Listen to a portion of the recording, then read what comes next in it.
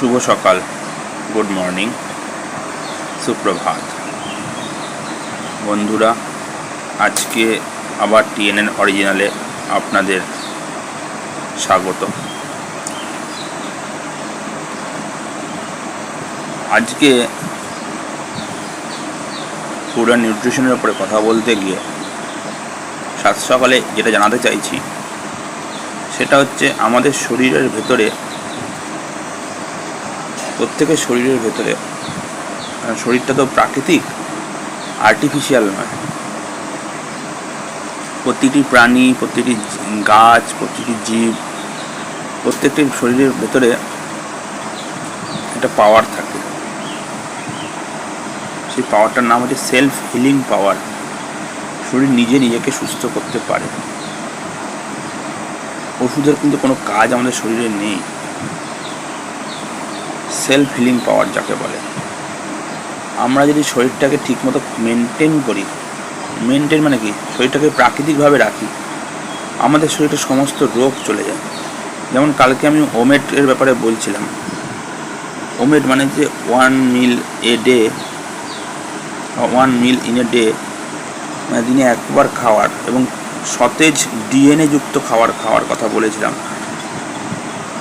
যেটা হচ্ছে আপনার বিশেষত সকালবেলায় যখন খিদে পাবে, তখন সকালবেলায় খিদে আপনার পাবে। দেখবেন আমাদের খিদে কিন্তু এরকম সময় সকালেই পায়।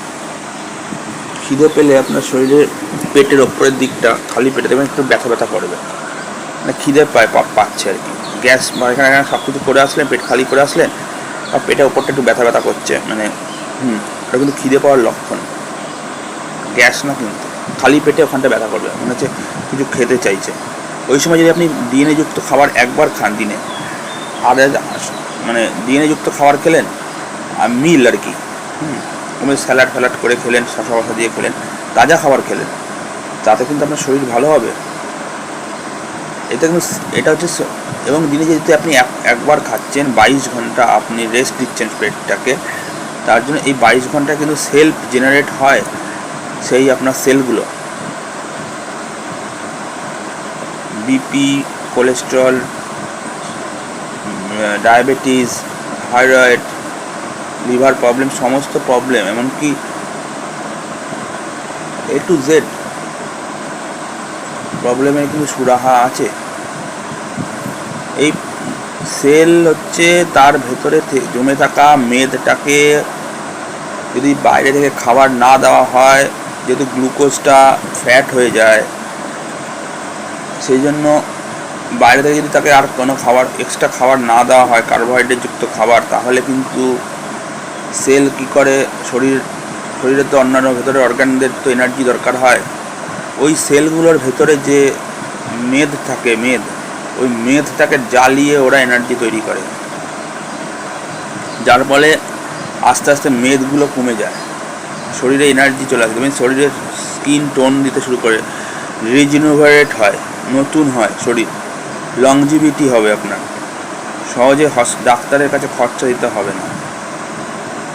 এবং যেরকম ওষুধ কিন্তু আপনাকে ঠিক করে না, কোনো ওষুধ আপনার ঠিক করে না। গাছের কিছু কোনো জায়গায় কেটে গেলে দেখবেন গাছ নিজে নিজে জেনারেট করে। আপনার শরীরে কিন্তু রিজেনারেট পাওয়ার আছে, সেটাকে মেনটেন করতে, সেটাকে সেটাকে সতেজ করতে হবে। আমাদের শরীরে একটি লাইফ লং জিন আছে, সেই জিনটাকে আপনি 1 meal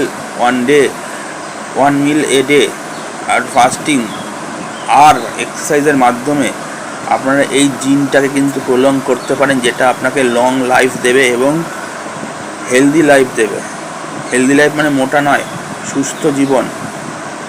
এবং আপনি জেনে রাখুন, health is the wealth, only wealth.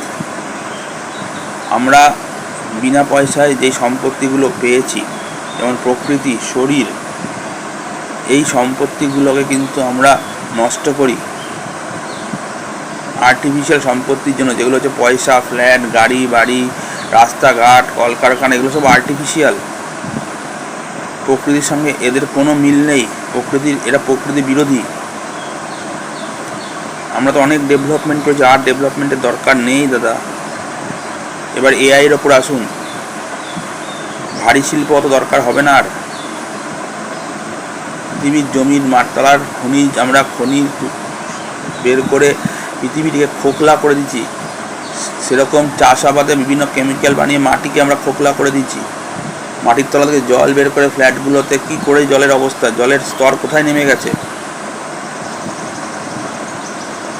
কত লাগবে মানুষের? পৃথিবীতে কোনো প্রাণী প্রকৃতির এরকম করে ক্ষতি করে না যেটা মানুষ করছে।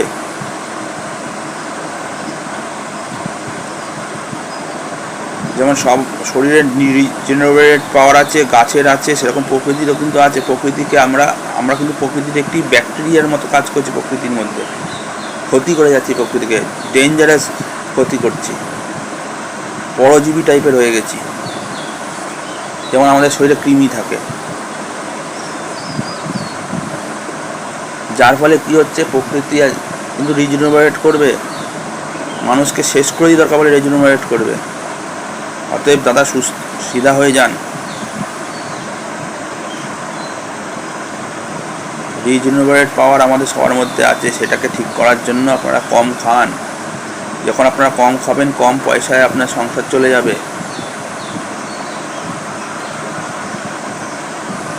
কম পয়সা সংসার চলে কম জিনিসের দরকার পড়বে, আর কম জিনিসের দরকার পড়লে অত পয়সার জন্য দৌড়াতে হবে না। কম পয়সা খুশি থাকুন, নিজেকে খুশি রাখুন, শরীর সুস্থ থাকলে সব হবে। আপনি কিন্তু অনেক ধনী, আপনি ভাবছেন আপনি কম গরিব, ধনী কিন্তু প্রচুর। আপনি কি সুস্থ শরীরের অধিকারী, পৃথিবীর অরিজিনাল ধনী ব্যক্তি হয়। তার কাছে ওই বাহ্যিক পয়সা থাকুক আর না থাকুক। নমস্কার।